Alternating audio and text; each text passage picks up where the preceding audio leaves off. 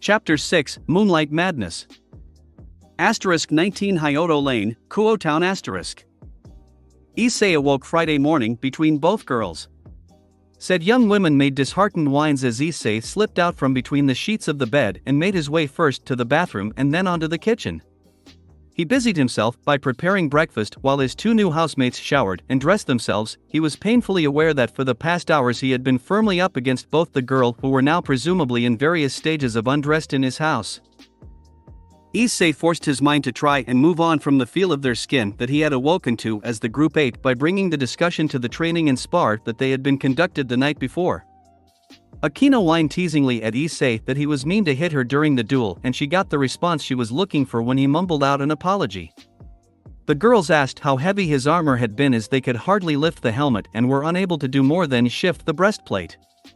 Issei took a guess that the full suit would weigh around the 350 kilogram mark. The girls were dumbfounded by this omission on Issei's part. How could anyone, even a saiyan, carry that much weight around and seem as if they weren't affected by it? Issei had moved so fluidly in the armor that Rias was just unable to fathom the strength and endurance of his body.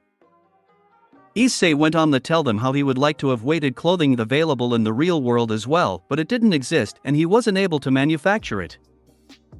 The girls laughed at his wishful request, which caused the saiyan to raise an eyebrow before Akino reminded him that both she and Rias could manipulate fabric with their magic. A short time later, the material of all Issei's clothes had been altered to weigh an excessive amount. As such, he was forced to spread his clothing out in his bedroom lest he break his wardrobe and closet. To negate the weight of the clothing Issei wore from causing him to collapse through flooring or stairs as he walked around, Issei channeled ki throughout his body. This taxed his ki reserve steadily and required a part of his consciousness to focus on maintaining the output of energy at a steady rate. This in turn pleased him greatly, as the requirement would simply add another layer of training to his day and as such result in his power increasing at a greater rate. With the three showered, dressed, and fed, they left for school. Issei was getting accustomed to the looks their group received from the strangers that they passed. It was even slightly flattering for people to be so flustered or annoyed that he was with Rias and Akino. Upon reaching his class, the day took the same course it always did, school routine being rather inflexible. Geography, literacy, mathematics, and then history in that order before lunch. Each subject seemed to be more dull than the last. By the time history had begun, Issei was struggling with concentrating on the subject. It wasn't that he found the material itself overly boring, but the sensei's monotonous voice droning on added to his mind being split to keep the flow of ki even, and his saiyan's stomach complaining about the time rapidly approaching lunch resulted in him missing points that of course he was promptly asked about and had no answer for. As a result of his lack of attentiveness, he was gifted with extra homework to ensure he would remain alert next time. Lunch was a simple affair, with the group eating the sandwiches provided by the servants of the Gremory family. By now the members of Rias peerage had gotten used to Issei's unique eating manners. They weren't particularly pleased to watch him eat a whole sandwich in one mouthful, but no longer did it outright stun them. Issei had a free period post-lunch which he spent cross-legged under a tree deep in his mindscape. Drake kept track of the time for him as he sated part of his saiyan appetite for physical improvement. His blood was unsatisfied with only 40 minutes of activity, but it had helped him to focus on his ki control. Returning to the outside world, Issei proceeded to the gym. He changed into his sporting attire and joined the class, who were milling around in small groups waiting for the sensei. There was a lot more people present than usual, and Issei realized that not only was his class of 1C here, but also another class, clearly a double lesson. Either 1A, 1B, or 1D. His school had 4 classes of each grade. Issei was looking around the crowd of familiar and unfamiliar faces, and a particular face stood out of the crowd. A short head with white hair in ponytails. Kaneko stood with her back to Issei and was with a group of 3 other girls. The girls themselves were chatting at a million miles a minute, and it seemed as if Kaneko was trying her best to escape the conversation, only giving short answers to questions directly asked of her. Issei approached and overheard the words of the conversation. "No one would ever like someone as small as you," a girl to her left said. "Yeah, how could anyone be interested in you? I bet you will die a virgin," another responded. The third girl just laughed at Kaneko, and it was apparent to Issei that these girls were bullying her. It was also apparent that despite her many strengths, Kaneko was struggling to defend herself in this social situation. Her voice was soft as she mumbled in response. Issei got a better look at the three girls, and the only words that came to mind were not good. The way they dressed themselves, put their uniform in such a way that left less to the imagination. Issei imagined that these girls probably worried more about their physical appearance and social standing than actually improving themselves. Issei acted without caution, a vast difference to how he would have responded 3 weeks ago, stepping up next to Kaneko and placed a hand on her right shoulder. She jumped slightly and looked up at the taller boy. She was surprised to see him. Issei spoke to the group before they could get the chance to get words in first. "What are tramps like you doing picking on Kaneko?" Issei started. "She's a better person than any of you three could ever hope to be in your whole lives." Issei didn't stop there. He channeled in his ki and unleashed a tiny burst below himself. Kaneko smirked slightly at feeling the ki. She knew what would happen. The ki caused a burst of air that shot out at the girls, not enough to knock them over but enough to shift their clothes. The three girls screamed as their skirts flew up, revealing the contents of their underclothing. One of the girls had actually had the decency to put on underwear that morning. The other two hadn't, and as such showed the student body present everything they had to offer. Red-faced and still screaming, the three girls ran for the gymnasium exit as roaring laughter burst out from the students. Opportunistic students had their phones recording in a flash while others mocked the retreating girls. Issei smirked as the bullies left and Kaneko looked up at him with her normal neutral face. The awkward and sad expression she had worn whilst being harassed had vanished in an instant. Issei much preferred for her to be looking at him with features of no expression than to see her sad and upset. Both stood in silence for a few minutes before Kaneko spoke. "Thank you, Issei," she said in a soft but warm voice. Issei simply smiled a small smile to her and replied, "You're welcome. Any time." The two didn't say anything else as the sensei entered the combined class and addressed them all. They would be having a knockout-style tennis competition. Class 1B against Class 1C. Issei looked to Kaneko and she looked back at him. Both wore challenging smirks. Issei may have just helped her out from an uncomfortable situation, but that didn't mean she would let the saiyan get one up on her. The classes split off to either side of the court and collected the gear that was found in lockers for their use. Matches began immediately and didn't last too long. Simple one-set matches. As such, the losing students were whittled down quickly. Issei and Kaneko won their matches swiftly. Both utilized their beyond-human abilities to bring victory within their grips easily. Neither went so far as to seem inhuman though. Predictably, the last pair to class for the lesson was Kaneko and Issei. The rivals took to the court maintaining eye contact. Ever since their spar, they had accepted a budding rivalry between each other. The match started with Kaneko serving. Issei returned her shot with a powerful backstroke. Not to be outdone, she drove the ball back with a swift left cross. The ball flew back and forth with increasing power before Kaneko took the first point. 15-love, the sensei scored from the sideline. Students watched happily as the two duked it out. Kaneko took the second point, but Issei wasn't going down that easily and soon evened the score with 2 consecutive points of his own. Both competitors wanted nothing more than to exceed human capability but knew that to do so was a terrible idea. Issei took the lead with a cheeky backhand that dropped the ball too short for even Kaneko to reach, and she glared at him with a fierce expression that reminded Issei of a tiger looking down on its prey. Kaneko wouldn't be outdone and the deuce was called as she tied the game. For the next 25 minutes the student body was kept on the edge of their seats, so to speak, as the score bounced from advantage to one competitor and then back to a tie. Neither was able to take the 2 consecutive points required to win. If left to their own devices, they would have remained until a victor was declared, but the school bell rang out and the day was over. Kaneko held the ball about to serve and her eyes spelt everything out clearly for Issei. This would be resolved later. Issei changed happily. The competition had got his blood going and he was excitedly waiting to train that night. The weighted clothing had added a layer of complexity to the match that he enjoyed immensely. It was like a free training session. He finished dressing and left the main school building. Aquino and Rias stood by the gates waiting for him. Hordes of young men ogled the two beauties as they walked by. Both girls made it clear by their posture that they had no interest in any of them. Issei approached and the girls shot happy smiles at him that enraged the collective body of those young men. The trio chatted about their days as they went home. As Issei explained the tennis match, both girls laughed. Their laughter grew louder at his description of her glare as a tiger. "Well, that makes perfect sense," Aquino said, still giggling. To which Rias agreed. "Why's that?" Issei asked with genuine interest. "She's a Nikomata," Rias explained. At seeing Issei's complete lack of comprehension, she continued. "The Nikomata are a type of yuki. A cross spirit between a human and an animal. Specifically felines. That is why she has so many cat-like traits." Issei was surprised, but not overly so.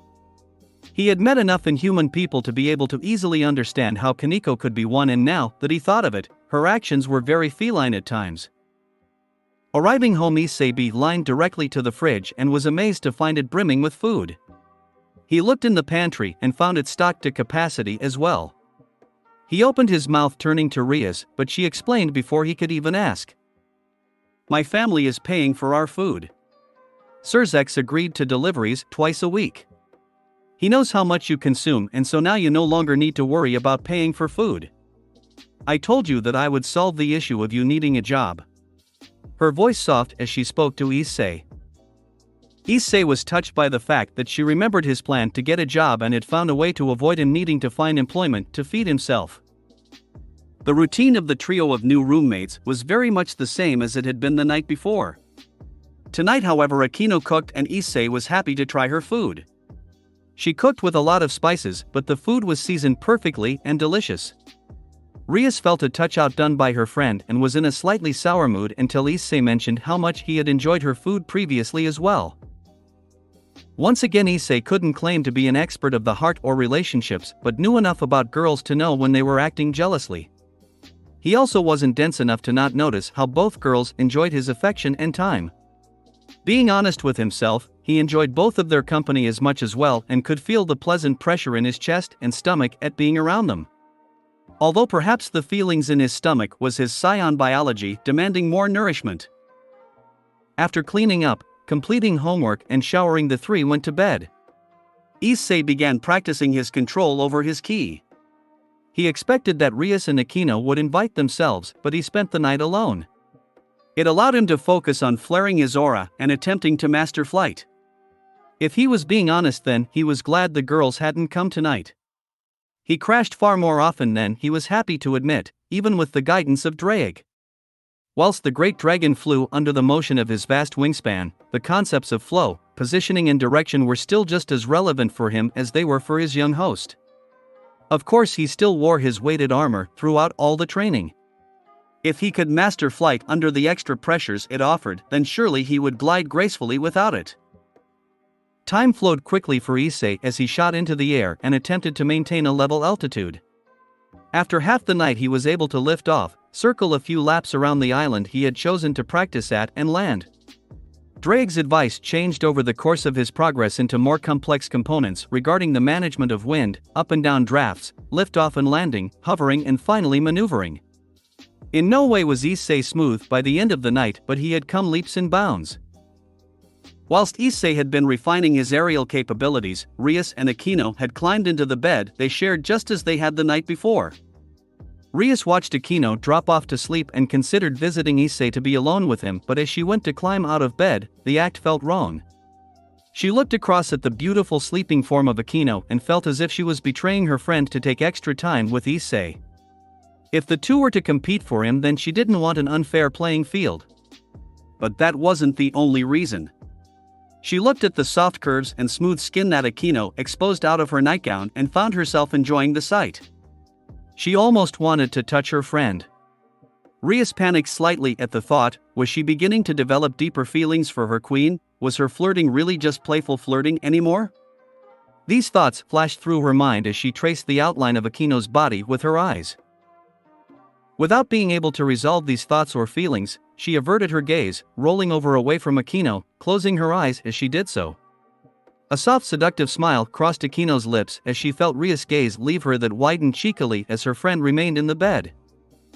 Rias opened her eyes as sunlight filled the room. She could feel something pressing up against her. She twisted and looked to her side. Akino lay beside her still asleep but almost spooning the heiress of House Gremory. Rias blushed immediately. Akino was so close. She slipped back and out of the bed. She enjoyed laying there next to her queen but didn't want to indulge in thoughts that had entered her mind last night lest they flood back in again. She grabbed some clothes quietly and slipped from the room. Once inside the bathroom, she dressed herself and went to take her night clothes to the laundry. A sizzling sounded through the air and Rias followed the sound to the kitchen.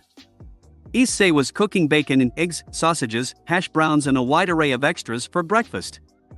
She watched silently from the doorway as he moved around the room shirtless. The taut and toned muscles of his body contracted and expanded as he lifted and moved items. His tail swished around behind him and once again Rias found herself blushing profusely. She observed Issei for a few more minutes before he saw her.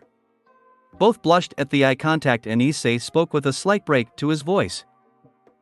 "Good morning, Rias," his words almost without the hint of embarrassment. "Good morning to you as well." Rias' voice was yet again sweet and soft in the air. She joined Issei and began helping him plate all the food. She was forced to put her hair up in a quick ponytail to avoid it getting in the way. With breakfast ready, she was going to wake Akino when said girl entered the room. She still wore her nightgown with her hair a mess. That didn't take away from her appearance though, and Rias followed her movements as she took a seat at the table. Taking a deep breath to close a string of lewd thoughts from her mind, she took a seat beside Akino with Issei opposite them. The group chatted happily about their plans for the day as well ate. Rias had a report due for the Surzex on the state of her jurisdiction and was expected to include all the information she could on any sightings of rogue devils and fallen angels. The report should have been done sooner, but Rias had neglected to it so far. Akino had a job for a client that would take most of her day. Issei had no real plans and was going to spend the day training as best he could in the physical world. Rias checked her phone for jobs for him to do but found none. Each one about their day, and Issei left the house to find somewhere he could let loose without attracting any untoward attention. The day passed quickly and Issei found himself loving every minute he spent training in the woods. He lifted large tree trunks and sparred against boulders and trees. He resisted the urge to practice flying in case he was spotted. By the time he returned home, he was feeling sore, fatigued and hungry. As he approached the front door, however, he could hear the sound of irritated and angered voices coming from inside his home. The door opened slightly on its hinges and Issei slipped inside his home. In the living room stood Rias and Grafia. Akino was sat on a couch not far from the two. It was clear that the two Gremory women were having a disagreement of some kind and Issei listened from the darkened hallway. "I don't care what deals my brother had to make. He never had the right to trade me away like property." Rias spoke fiercely to the older woman. Grafia's expression softened momentarily in sympathy before hardening again. "You have no idea what Surzex had to sacrifice for peace. If you must make a sacrifice now, then that is your part to play." Her words direct and absolute. "I won't do it," Rias almost shouted back defiantly. "You can't trade me away." Both women stared each other down as Akino watched silently from her position. She had no interest in stepping into this match. Eventually Grafia broke the standoff. "I see," she said simply before the Gremory symbol appeared before her and she vanished under the hard gaze of Rias. Rias flopped down next to Akino with a weary expression. Arguing took a lot of energy out of her, especially over something she constantly had to argue against. Issei entered the room and both girls jumped slightly at his unexpected intrusion. Rias calmed down, realizing it was him, but then worried about how much he had seen. It was written across Issei's face that he was worried, and before he could ask, Rias shook him off with a wave of her hand. She just didn't want to talk about it and left for her room. Issei sat next to Aquino and the pair worried for Rias. Issei looked to Aquino and she knew he was curious. She also knew that Rias didn't want him to know the full story, but he would need some context for what had just occurred. Before any of us were born, there was a civil war in the underworld. Surzex and the 3 other great Satans won the war, but many devils died and the peace was very fragile. To make sure that peace lasted, Surzex had to promise a lot of different families many things. One involved Rias, and now she isn't too pleased about it. Aquino explained. She gave the main situation without breaking Rias' trust in her. Issei realized that a lot of information was being left out, but he could read between the lines enough to know that Aquino did it for Rias. Thanks, Aquino, Issei said simply, and she smiled back in response. The smile was more innocent than her usual, and with the lack of flirtatious remarks designed to make him uneasy, Issei smiled back at her. The innocence was short-lived though as she spoke up. So are we going to make something for dinner, or I am going to take something else tonight? She said with her seductive tone and smile back on her face. Issei blushed and moved away to the kitchen. Aquino knew he would respond like that and didn't let his withdrawal at her advance faze her. She had seen and felt the way both her housemates looked and spoke to her and knew that things were becoming more interesting slowly. She was a patient girl and enjoyed the chase and flirtation as much as any prize she could claim. Issei cooked up a mix of leftovers for dinner and the two ate together. Rias didn't join them, although Aquino did tell her that dinner had been made. Rias was either asleep or pretending to be, and Aquino didn't want to intrude or pressure her. As they ate, their conversation ranged from what they had done that day through to getting to know each other better. Aquino threw in a suggestive comment here or there, however Issei was becoming more accustomed to them and they washed over him easier and easier. Not that he wasn't flattered, but he realized that dirty comments and lewd speech was just part of the way Aquino spoke, although he wasn't sure if he was the only one she spoke to that way. The pair turned in for the night early and Aquino sat at the edge of the bed next opposite Rias. Rias was fast asleep and Aquino watched her body rise and fall with her breathing. Aquino had always found Rias beautiful to look at and knew that she had harbored feelings for her friend for a very long time. They had grown from the overwhelming gratitude she had felt for Rias as a young girl. She also knew that those same feelings were blossoming for Issei. The young saiyan was the first guy her age who saw her as something other than a sexual object, and that meant a lot to her. Not that she would tell him yet. She moved around the bed and looked at Rias' sleeping form. Aquino hoped that in her dreams at least the troubles of the world didn't follow. She bent down and let her lips graze Rias' forehead before leaving the room and silently climbing into bed beside Issei. Storm clouds, Issei's mindscape asterisk. Perhaps it had been folly to try a training maneuver like this so early into learning flight, but Issei was driven to improve himself at as fast a pace as he could achieve. He floated between storm clouds almost 30,000 feet above the ground and darted from side to side as lightning arced at his metal armor. The bolts of electricity were drawn to him and Issei loved it. Each bolt drove at him with such speed and precision that he just knew his skills at aerial movement would go far beyond where they had been by the night's end. Drag soared around him, occasionally unleashing a torrent of fire at Issei to mix up his movements. For hours Issei flew around and he would have continued if not for a sultry voice and a few extra bolts of lightning that came his way. I thought I could join in the fun. Issei spun and dived toward the source of the voice. Aquino was floating in the air. Her bat-like wings fully expanded and beating gently to keep her hovering in place. Lightning speared at her, but she simply absorbed the electrical energy and used it to enhance her own lightning spells, which she promptly threw at Issei. Issei smiled deeply at the enhanced challenge and fired a small ki blast toward her as he shot toward her. She darted aside and took off with Issei giving chase. The game was on and soon the pair darted from side to side, up and down. Through the rain, lightning, and clouds. Constantly a torrent of energy attacks flowed between the two. None were all that powerful, designed simply to slow down or knock the other off course more than to harm. Drag assisted Aquino by swooping at Issei as he got near to the devil girl and causing his partner to deviate from his course of interception. This lasted for hours, simple banter being thrown about as much as energy and wind. As early morning approached, the three landed on soft white sands of a beach that Issei conjured from memory. He smiled happily as he pulled his helmet from his head and placed it carefully beside himself. A true warrior respected his equipment and never let it become damaged. His smile widened at the happy expression on Akino's face as he looked at her. "Thanks for that. It was amazing training." "Loads of fun too," he said to her in an energized voice. "You're welcome," she replied happily. "I had a lot of fun too. You have really gotten good at flying with your ki so fast. It's quite amazing, really." Issei laughed off her praise and explained how his constant use of ki to avoid causing damage with his weighted clothing in the real world was greatly enhancing his reserves through constant use, and in return that allowed him to maintain and control his flight so much easier. Akino nodded at his explanation and lay on her back. The warm sun he had created was nice, and she enjoyed this beach as much as she would enjoy one in the outside world. Although here she was not dressed as she would for a beach day. She watched as Issei took to his feet and approached the water's edge. He then took a steady stance with his hands cupped to his side and began to mumble words that she couldn't make out. She approached and could hear sounds as she felt his ki pooling into his hands.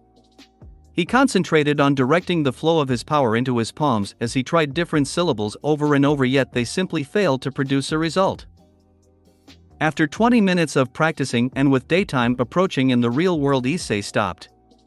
He could feel the energy collecting, but there was an enhancement created by the correct phonetics that he just couldn't yet produce. The words gelled power within the ki. Watching his work, Akino knew he was trying to reproduce the powerful attack he had described seeing the saiyan boy perform in the memory. As Issei finished with his attempts, he released his control on his mindscape and the two returned to the world. Issei opened his eyes to a vision of blackness, but with plenty of sensory response to tell him that he was in fact awake. Black fuzzy stuff was covering his eyes and a weight was across most of his body. Akino leaned up and her hair shifted from his vision. Issei's cheeks instantly burnt red as he realized she had slept on his chest. Now she had pushed herself up so that her face was above his.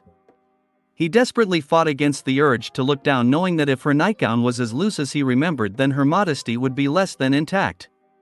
Struggling to maintain his willpower, he maintained eye contact with her as she smiled and greeted him. He returned the greeting and the pair remained as they were. Akino waited a few minutes before hopping off of Issei and she left his room. She smiled to herself as she did. The whole time she was above him, his eyes had remained on hers and not strayed to her body despite it being on display. That made her happy. Issei released him, breathe, lunges emptying before taking a further few deep breaths to calm himself, and left his room as well. Upon reaching the dining room, though, he found Akino and Rias sat at the table with a glorious spread of food across it. He took his seat and Rias spoke up. "This is my way of saying I'm sorry for shutting myself off last night," she said sweetly. Both Issei and Akino were surprised and neither felt that she had to apologize for being sad and frustrated. There was no need to apologize. Issei replied in a sympathetic voice. "Yeah," Akino added. "We were simply worried about you. Not annoyed with you at all though." Rias was touched by the pair's concern for her and picked her mood up. She wanted to enjoy the day with them and not worry about things that may come in the future. By mid-morning, the group had made their way to the clubhouse to start their Sunday group activities. Upon entering the grounds of the old building and with the magical wards in place, they found Kaneko and Kiba waiting for them. The two other devils were stretching and warming up their bodies. As Kaneko saw Issei, a confident smirk shot across both fighters' faces and they shot at each other with their fists colliding. Akino and Rias moved to Kiba, who explained the sudden duel. Both older girls laughed at the idea of the two warriors taking a tennis match so far as to become a duel. The two beauties went inside whilst Kiba watched the intense fight between his friends. Issei ducked under a right hook and pivoted to strike forward with a left jab. Kaneko pushed her hands down against his arm and thrust herself over him. She struck a leg out but met air as Issei dodged around and threw an uppercut at her. Kaneko crossed her arms and withstood the power of his strike. She grimaced at the increased power of his hit. His speed rivaled hers now as well. She landed and took to the offensive, throwing multiple strikes and elbows at him. Issei ducked, weaved, and blocked the strikes. He was looking for an opening, but Kaneko kept her defense intact whilst she attacked him. She feinted a low kick and instead delivered a snap kick to his jaw that Issei was unable to block. He crashed into the ground and Kaneko continued her assault. Unlike their last duel, she wasn't going to allow him the opportunity to regain his footing. She delivered a straight punch down toward him, which he dodged with a roll to his left. He rolled back with an elbow strike, but she bounced away to clear his attack. This gave him the opportunity he needed to flip up and regain his footing. As he leapt to his feet, however, she renewed her assault and struck him with a quick combination of jabs, knees and elbows to his ribs, abdomen and torso. Issei's defense was broken by the ferocious assault as he was staggered backward. Kaneko jumped forward to deliver the finishing blow, but Issei leant back and struck her upward, sending her over him and toward the dirt. Kaneko landed gracefully on her hands and feet. She straightened up and paused. Issei was pulling his blazer off. She watched as he released it and was shocked when the ground shook as the blazer touched down. He did the same with his shoes, socks, and shirt. Each time an item struck, it shook the area around them. Kaneko hazarded a glance to Kiba and saw how intensely he was now watching the situation. In just his pants with his tail still wrapped around his waist, Issei began moving before he leapt high into the sky, landed behind Kaneko and dashed around to the front of her so fast that if she hadn't known he had moved then she would have sworn he remained there the whole time. Kaneko wasn't sure how, but Issei's speed had increased immensely and now the real duel was to begin. Issei smiled as he shot himself toward the small girl. Without his weighted clothing on, his body felt as if it were made of feathers. He landed a left chop against her before she even knew he was there and followed it up with a hard strike from his right knee. The strike sent Kaneko sailing through the air and she crashed to the ground. Issei sprinted forward to prepare a finishing blow but was forced to leap back as a sword intersected his path. He skidded to a stop and watched as Kiba stepped between them with a sword at the ready. Kaneko climbed shakily to her feet. "Sorry to interrupt," Kiba began in a polite voice, "but with you increasing your power it seems only fair that I even the playing field for Kaneko," he said with a confident smile as he eyed Issei. Issei grinned broadly. 2-on-1, the odds were still in his favor. He threw himself forward once more against his new opponent. He prepared a left cross, but it was simply a feint and launched a right knee. Kiba deftly blocked the blow with his sword, the metal vibrating against the force of Issei's knee. Lucky for Kiba, the magic in the blade kept it from breaking easily or he would have lost his weapon. Issei spun and followed up with a series of jabs against Kiba. The knight was forced to backpedal as he parried Issei's speeding fists. He was used to fast-paced combat, but the speed Issei was able to put out exceeded anything he had ever experienced. Issei went to go on the offensive again but was put on the back foot as Kaneko struck toward him from the left side.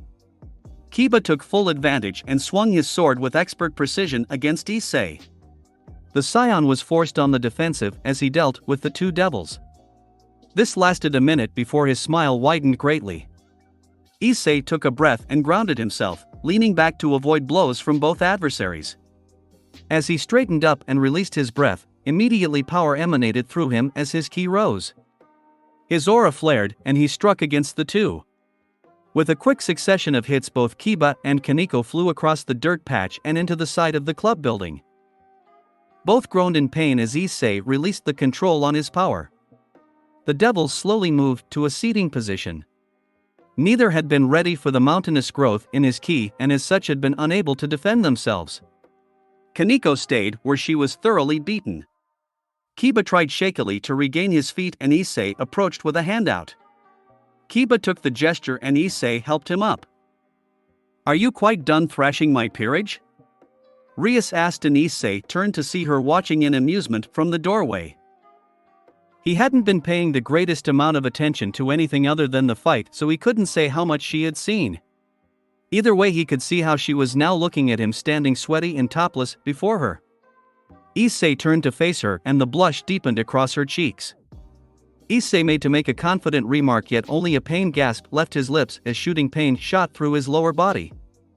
Issei turned back and saw Kaneko biting sharply into the end of his tail. Her fists had cat-like claws which dug into the base of his sensitive appendage. Issei groaned and dropped to his knees. He fought the urge to cry out as the sound of laughing caught his attention. Rias, Aquino and Kiba were all beside themselves at the mighty scion's sudden downfall. Issei himself even smirked at the situation. It seemed Kaneko had indeed won their second duel. Issei fought back against the pain for close to a minute before swallowing his pride. "You win, Kaneko, you win," he released between pained gritted teeth. This admission of defeat gained more laughter from the crowd, and as Kaneko released her hold to laugh herself, Issei climbed to his feet. He would need to find a way to strengthen his tail and remove the debilitating pain that he suffered so easily from it. The group concluded the day's training with the usual spread of lunch. Issei's pain was quickly forgotten as he proceeded to consume a small village's worth of food. The group chatted about inconsequential things and Issei listened as Kiba talked about the new manga he wanted to buy. Issei himself had a short list of reading material he would like to get himself. Comic store, Kuotown. Kiba and Issei browsed the various aisles of literature available for perusal. Issei looked for volume 72 of Naruto. It had been out for a while but he was yet to read it. He found it as Kiba approached with a thick stack of material he intended to buy. They made their purchases and left the store. Kiba moved through the door first and Issei watched as he collided with someone walking by. The comics toppled over and spread out across the ground as Kiba and the stranger tumbled to the sidewalk. Issei exited and helped his friend to his feet. Both boys looked down at the mass of blonde hair and dark clothing. Kiba extended his hand and helped the stranger up. The stranger looked up and both boys saw a pretty girl between the ages of both. She had long blonde hair and sparkling green eyes. A shy smile played across her face as she straightened out the black full-length dress she wore. The dress was that of a nun. Issei found it strange to see a nun wandering around town in this day and age, but he supposed they must still exist. "I'm sorry," the girl said softly with a nervous fidget. Issei waved his hands. "No need to apologies. It was just an accident," he said simply. He looked across at Kiba and saw his friend just staring at the girl. He wore a blank expression as if his brain had been shut off. Issei looked back to the girl and held out his hand. "I'm Issei," he said casually. She took his hand and replied, "Asia Argento. It's a pleasure to meet you." She then turned to Kiba, but he was still statue still. Issei knew from the expression on Kiba's face that he was rather smitten with the pretty blonde. Issei nudged Kiba subtly under the pretext of picking up the mangas and Kiba successfully rebooted. He thrust his hand out to her and in a voice that broke stammered out to her. "I'm Kiba Yuto. It's really nice to meet you too." A blush crept on Kiba's face as he spoke to Asia. Issei found the situation humorous as he watched the exchange from the sidelines. He also found the fact that Kiba was flustered amusing. Kiba was always such the composed and proper gentleman, a true chivalric knight. The sudden change was something he smirked at. It would be a good source for him to playfully taunt the knight with later. Likewise. Asia responded with a smile and blush of her own. The group picked up their belongings and began chatting. Asia explained how she was new to Kuo and rather lost trying to find her way to the parish she was to be staying at. Kiba seemed to be torn between helping the girl and avoiding a blessed location. Issei understood that being too close to a holy site was physically unpleasant for devils and knew that it would hurt him. Kiba's inner turmoil seemed to vanish quickly and he took the address that Asia had presented. He smiled to the girl and began leading the way. Issei took his leave and allowed his friend to head off with his new crush. He had barely walked 3 blocks back toward his home when he felt an instinctual pull to look upward. The clouds were thick and gray, building toward an afternoon storm, but Issei could see the outline of a figure among the dark swirling masses. His enhanced eyesight helped him make out enough features to know who he was looking at. Rainier. Hatred flooded his veins as Issei watched the young woman who had attempted to kill him multiple times now begin to fly off.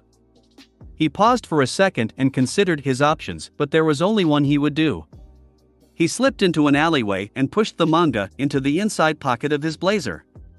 His aura flared up around him as he drew his key out and Issei took to the sky.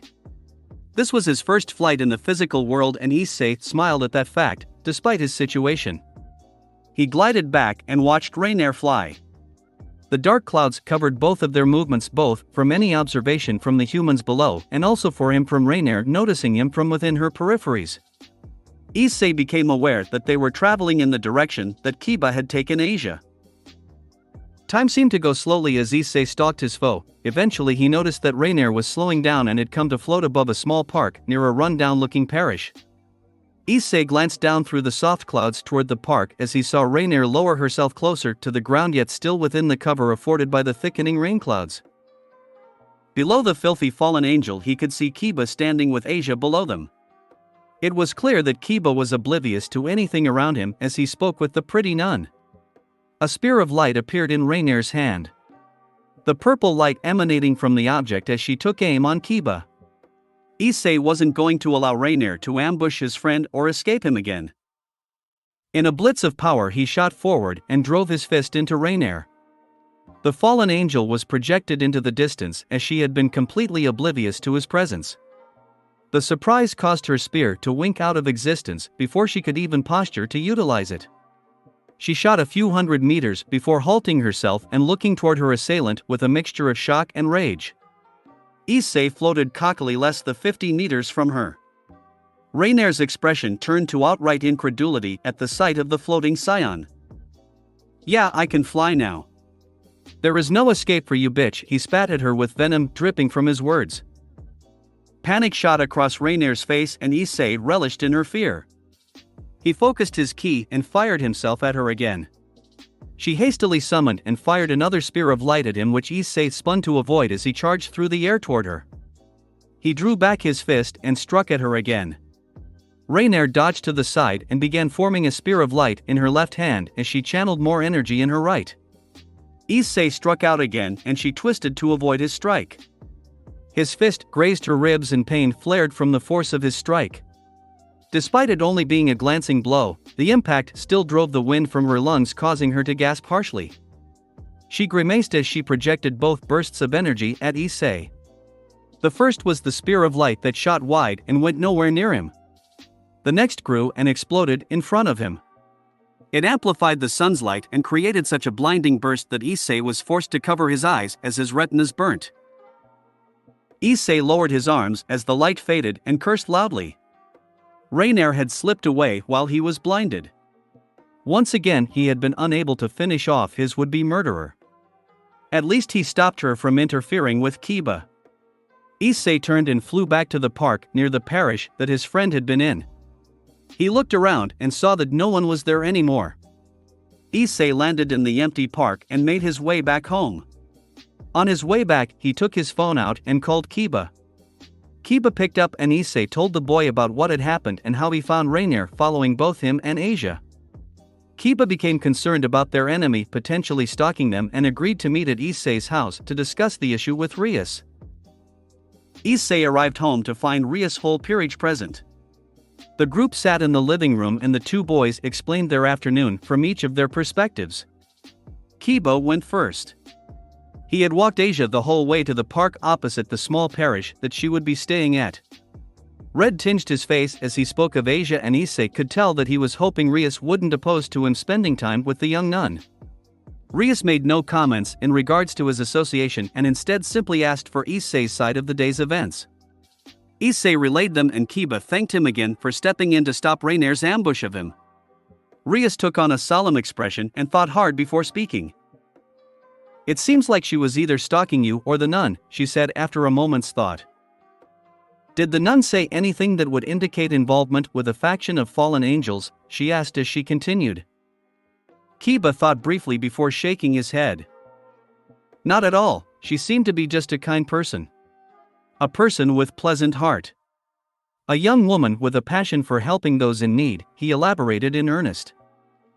"Then we have to surmise that our enemy was following you," Rias concluded. The group nodded in agreement and began thinking up a strategy to combat the problem. Rias' main concern was the welfare of her peerage. Herself, Akino and Issei were safe due to numbers and Rainier's fear of open combat with Issei.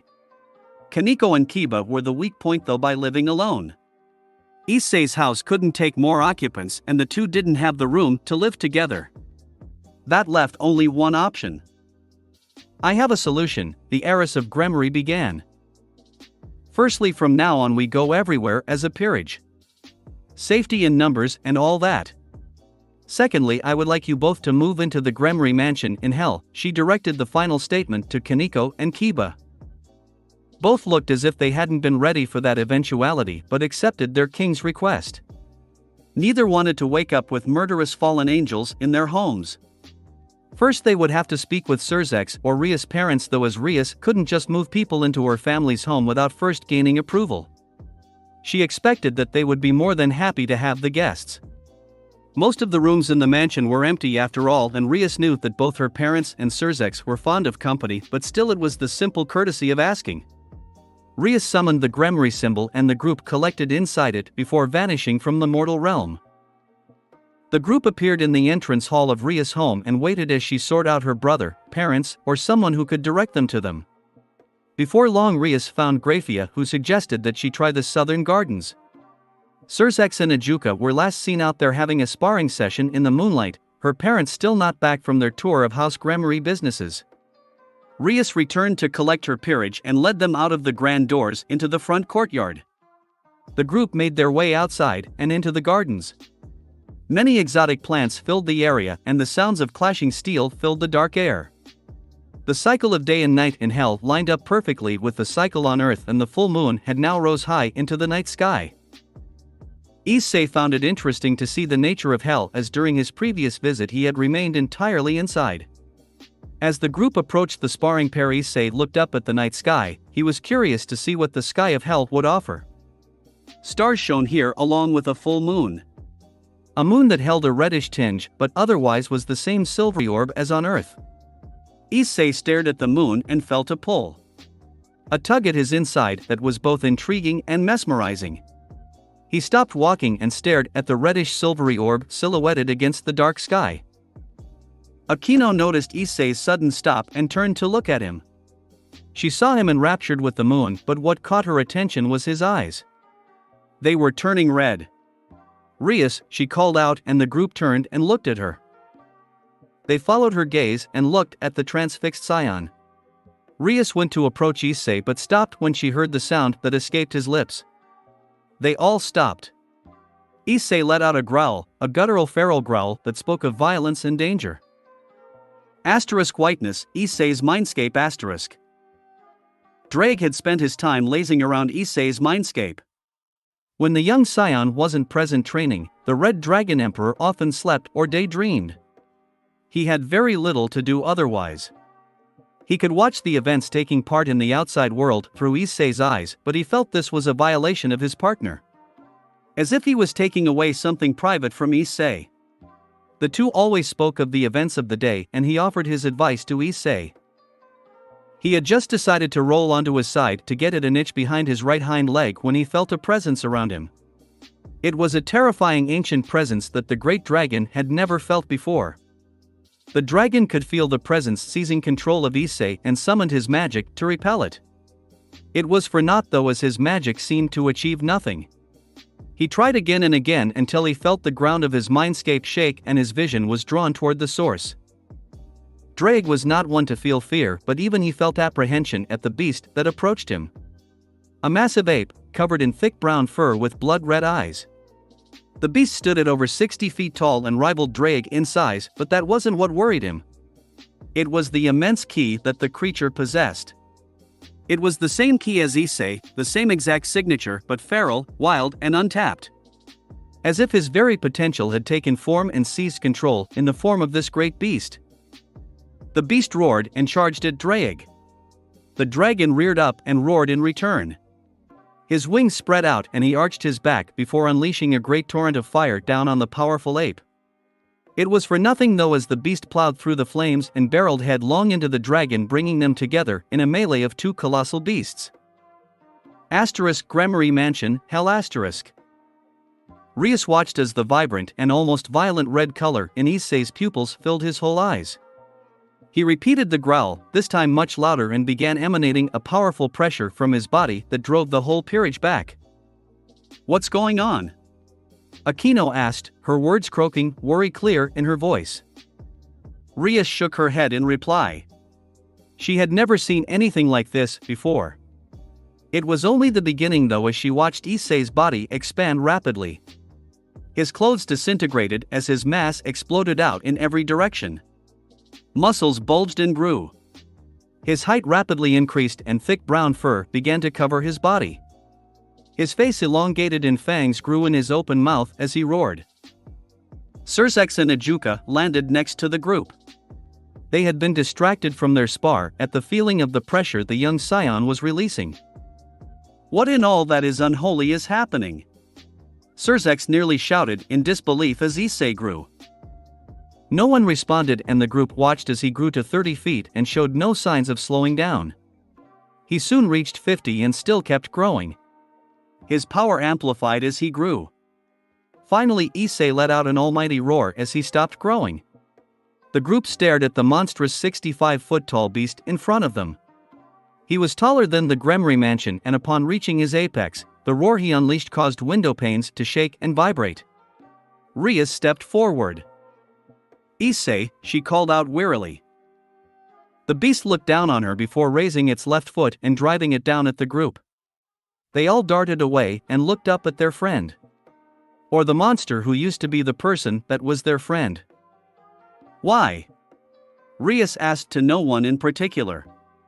She would be lying if she didn't feel pain in her heart at the aggressive action he just took against her. "I don't think he is in control," Ajuka responded before dodging another stamp by the beast.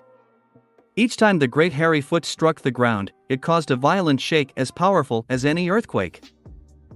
The monster that had previously been Issei became infuriated at being unable to squash the bugs around him and unleashed his fury against the building, striking his fists into it. Great chunks of the Gremory mansion crumbled under his power, and Surzex watched helplessly as his family's home was damaged. "We have to stop him. Only way I can think of is to subdue him with force," Surzex yelled to Ajuka. His best friend and fellow Satan nodded in reply, and the two flew toward the rampaging ape. Rias watched as Ajuka and Surzex summoned their weapons of choice, a long sword of destruction energy for Surzex and a battle axe of energy for Ajuka. They then charged at Issei and began unleashing heavy blows against him. Neither wanted to kill the scion, but both knew that unless they dealt a series of devastating strikes on him, then he would not be quelled. Despite the power of their blows, the monster was not even slightly fazed and struck back against them. His strikes lacked finesse or skill, showing once again that Issei was definitely not in control at all. However, the strikes and blows more than made up for it with raw power, speed, and aggression. Ajuka managed to dodge a fist, whilst Surzex was less lucky, being struck to the side of his body by a wild swipe, and was sent speeding into the ground. "We have to get out of here," Kaneko said in a firm voice. The group looked at her and she continued. "We are in their way. It is clear that none of us can fight against what Issei has become, and if we stay underfoot, so to speak, then Lord Surzex and Ajuka will have to worry about us as well as fighting him." Her reasoning was sound, and despite the gnawing feeling in their chests, Akino and Rias joined Kaneko and Kiba in withdrawing from the scene. They ran out of the garden and around the building. A stream of Gremory servants and maids were flooding from the building in panic. Grafia stood at the front ushering people out. Her usually composed nature was less so as Rias approached her. "What the heck is going on?" she asked Rias. "Where did that monster come from?" Her voice was high-pitched, clearly she was in shock as much as anyone else. "It's Issei. I don't know how, but it is, and he isn't in control," Rias replied. Grafia looked at her before choosing to accept her words. She had no idea how Rias' new peerage member had become such a beast, but it hardly mattered in the present moment. With the last of the people out of the mansion, Grafia addressed the peerage directly. "Go with everyone away from here. I will help Surzex and Ajuka, and we will let you know when it is safe to return." Her voice let them know that there was no room to argue on the matter. The group followed the evacuating members of the Gremry household along the driveway and out of the property. The roars of the great beast echoed through the sky, and the shouts of Ajuka, Surzex and Grafia could be heard as well, but to a much fainter degree. Rias stopped running as the driveway met the main road. Members of neighboring households had come out to witness the destruction and commotion. Some of the more unpleasant aristocratic families didn't understand why the servants had been sent to safety whilst two of the Lords of Hell fought, but Rias ignored their comments. The House of Gremry was known for their compassion to not only their peerages but also their employees as well. The group looked back toward the mansion as a shattering crash foretold the destruction of yet more of the building. Parts of the great raging ape could be seen as it thrashed around, legs and arms mostly. The occasional glimpse of its ferocious maw. Surzex clutched his side as blood flowed from his ribs. He had taken a flying swipe from issei's sharp claws. He pulled back as Ajuka and Grafia attacked the berserk saiyan. No matter how hard the trio struck him, Issei seemed completely unconcerned and only attacked with more ferocity. The beast seemed only capable of greater rage. Surzex channeled magic into his wound and cauterized the flesh shut. Pain flooded him as his blood vessels, exposed nerves, and flesh burnt together. Self-cauterization had been something many warriors of the last war had been forced to learn to do. It was that or bleed out. With the immediate wound temporarily dealt with, he watched as Grafia summoned a binding ward and ensnared the monster inside it. Great tendrils of magical ice rose up and snaked around the beast. He thrashed and shattered the reinforced ice, but even as he did, more shot out and grasped out toward him. Dozens of tendrils rapidly covered his body, arms, and legs. The tendrils clamped down onto the beast in an attempt to restrain the terrible monster. For a moment it seemed the powerful ape may actually be subdued. The reprieve was short-lived though, as the beast roared and shook violently against the restraints. As it did so, it opened its great maw. The three devils could feel the pooling of raw power in Surzek's eyes when wide as he saw a great beam of ki shoot from the beast's mouth. The beam obliterated the area of garden it impacted with, and a large crater was all that was left in the beam's wake. The beam didn't end there though. As the ape shook its mighty head, the beam continued to pour from its mouth and destroy large swaths of the property. The devils were forced to dive and soar so to avoid the mighty beam of deadly yellow energy. Surzex couldn't allow the beam to just destroy everything around him and charged large portions of destruction energy into his palms. He flew into the path of the beam and unleashed his own concentrated beam of destruction energy. The two opposing beams clashed in bright vortex of color. Issei's bright yellow torrent of ki colliding with the blacks, purples and reds of Surzek's magic of destruction. Surzex knew Issei had an immense power for such a young warrior, but this was ridiculous. If this was the potential of a scion, then Surzex shuddered to think of what he could become with years of training. Grafia took advantage of the distraction her husband was providing to summon more binds to hold the beast, while Ajuka launched attack after attack against the restrained monster. Surzex felt salty sweat flood his forehead and drip down past his eyes, stinging as it dripped into his exposed wounds whilst he struggled against the mighty beam. At this point it seemed that only exhausting the beast would defeat it. Whiteness, Issei's mindscape. Blood flowed from both the beast and Drake as the two colossal monsters fought with literal tooth and nail. Drake's attempts at keeping distance between himself and the monumental ape had proved fruitless as the enraged ape pursued him relentlessly. Drake had attempted to fly above the beast only to be caught by a powerful ki beam and driven back to the ground. The beam had dug deep into his side, tearing scales from his hardened flesh and causing the dragon to bleed for the first time in millennia. The dragon had taken to the offensive then and charged his enemy head-on. The two clashed in a tussle of claws, fists, legs, wings and teeth. Limbs flew around and rendered furred and scaled flesh alike. The monsters rolled and thrashed across the floor as they fought. Drake was amazed at how much damage his adversary could take. Fur and flesh was and always will be less resilient than scales and a leathery hide. However, despite this, the beast withstood the bursts of flame, rending claws and ferocious bites of the great dragon. The teeth of the ape punctured Drake's defenses and both bled profusely. Neither would allow the other a moment of rest as they both lost energy and tired. Drake couldn't allow this beast to control or harm his partner and so fought with everything he had. The beast clawed at Drake's face and the dragon felt the searing pain of a finger plunging into his eye. The dragon pulled his head back in pain and the ape opened its mouth, allowing it to begin pooling ki. The beast evidently planned to eviscerate its opponent. Drake would not give it the chance and unleashed a torrent of his hottest flames into the creature's mouth. The flames forced themselves into the beast's open maw, down its esophagus and into the monster's internal organs. The magic of the fire fought against the amassing ki, stopping it from projecting against the dragon. The beast let out a great cry of pain as its internal organs were cooked in dragon fire and the creature seized up. Drake took the advantage and drove the beast onto its back, pinning it down with his hind legs on the beast's midriff. His weight kept the beast down and continued dousing it in his flames to immobilize it before he struck repeatedly against its head. Each blow glanced off the creature until he felt a solid strike against its lower jaw shift the mandible. The ape's eyes rolled up in its head and it went limp into unconsciousness. Drake watched as the creature in front of him began to shrink rapidly. The fur rescinded into hair on the figure's head and tail. Human flesh replaced the hide of the ape, and before long an unconscious and heavily bleeding and burnt issei replaced the monster. Drake removed his foot from the body of his friend.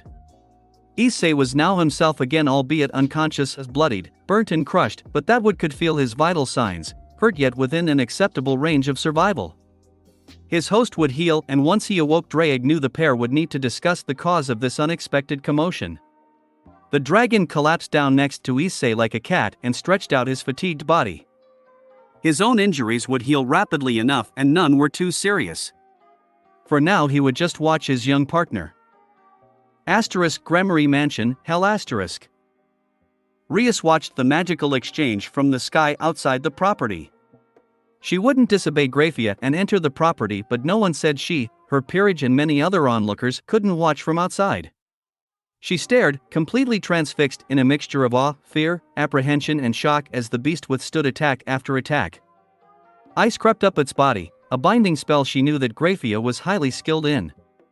Despite the strength and power of the magical ice, the beast kept shattering the ice until dozens of tendrils held it in place. It was at this point that an immense ki beam shot from the elongated maw of the transformed boy and began to leave a trail of destruction that would put many devil peerages to shame.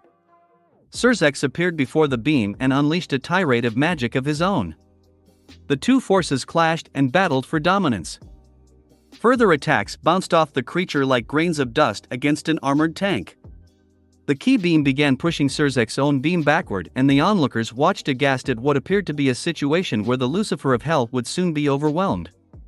The beam was over 3/4 of the way to Surzex when it stopped. Surzex's own attack shot unopposed toward its intended victim when he suddenly dismissed it. The crowd was surprised and unsure of what was going on when Kiba spoke up. "I can't hear anything anymore," he spoke out thoughtfully while clearly listening for sounds of battle. Many of the devils around them paused to listen, and the crowd realized that the sounds of the beast had vanished. Rias wasted no time and flew at full speed toward the battlefield. She crested the half-ruined peak of her mansion. Surzex floated rather exhausted in the air, clearly catching his breath, but on guard. Ajuka and Grafia were on the ground amid the broken fragments of magical ice. Rias and her peerage descended next to the pair and looked into the mixture of magical ice and ruined building. Lying in the center was a naked figure. He was face down with his backside exposed to the world, a brown tail protruding from his upper buttocks, lower back. Issei's 4 friends swooped over to him and dropped down beside him. Akino lowered her head to his back. She listened. "He's breathing," she said with a clear voice filled with relief.